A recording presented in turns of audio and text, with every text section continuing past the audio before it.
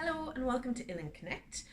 Today we are going to be drawing the Celtic Tree of Life.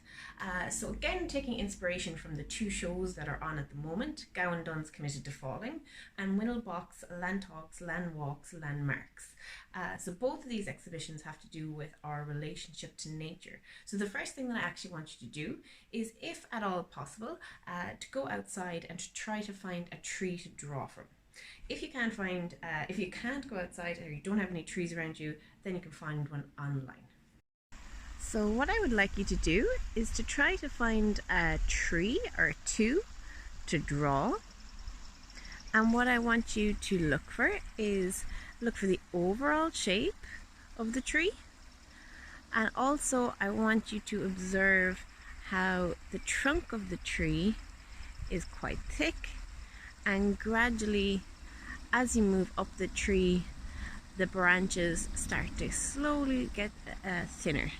So as you go up the branch, the twigs then and the other branches that come off that branch, they slowly and gradually start to get thinner.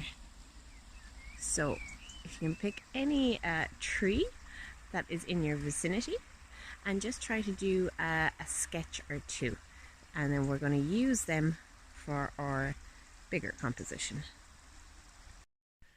Okay, so this is the tree that I drew. So just a simple tree, and you're focusing on the outline and also just observing the branches, like I said. And so for that is kind of your study sheet, okay? I want you to now get another sheet, and I'm going to get you to do a Celtic tree of life. So the Celtic Tree of Life is an ancient symbol, and back in the Celtic times, the Celts used to plant one tree in the middle of their area where they lived. It was usually an oak tree. So often when you see images, if you look online of the Celtic Tree of Life, you'll see the tree and you'll often see a little acorn at the roots. And that was because it was normally an oak tree that the Celts would have used. So the Celts actually believed that this tree had magical kind of powers. And they believed if they attacked their enemies' fields and they cut down their tree, then they would basically destroy their kind of land and their powers. So for the Celtic Tree of Life, you draw a tree and you draw your main tree, so you can take your inspiration from the tree that you drew, but you can also use your imagination and draw the shape that you want. It's just now that you have the kind of the observation and the knowledge of how the tree actually grows. And you also want to draw some of its roots as well. If you want, you can put an acorn here, but you don't have to, it's up to you. Feel free to look up other examples online as well. And it's usually the roots are either connected to the leaves and the branches, or else there might be a circle going around. And this is to kind of symbolize the harmony and also the circle of life, so the cycle of death and rebirth.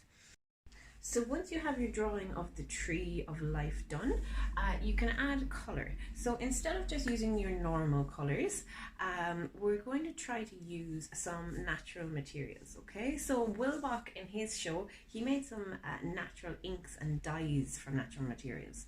But we're not going to do that. But what I have done is just collected some things from outside.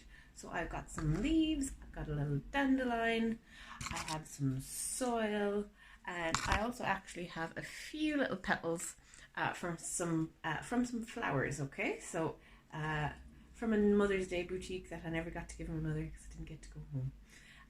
So I have some petals as well, okay?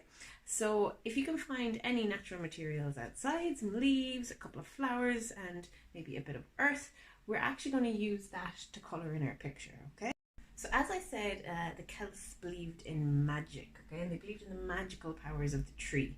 They also believed that the branches of the tree reached up towards heaven, and the roots of the tree reached down towards the underworld, okay? And the trunk was kind of our world. So feel free to try to get that kind of magic and mysterious concepts into your work as well, okay? So it doesn't have to be realistic, it can be quite magical or quite imaginative. So we're going to use the colors now. So I'm going to use some of the leaves for the leaves of my tree, and I'm going to keep going with this kind of circular motion. So I have a little bit of green on my leaves now, and I'm going to use my little bit of earth. So I just got a little bit of clump of earth that I'm going to use on the bottom. So you'll probably be doing this on the table, so hopefully you won't have bits of earth dropping onto the floor. And I'm also going to put a little bit into my tree, okay, and that worked really nicely. And I might have a little bit kind of going upwards as well. And then I'm going to use my flower petals for the rest of it.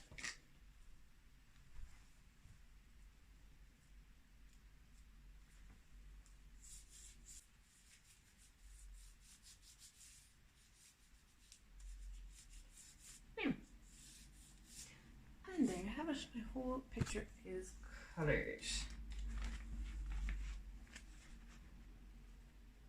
And it smells lovely.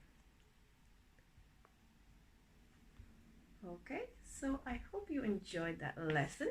And if you do create one, please share it with us so you can send us a message with the image, or you can use the hashtag UillinnConnect.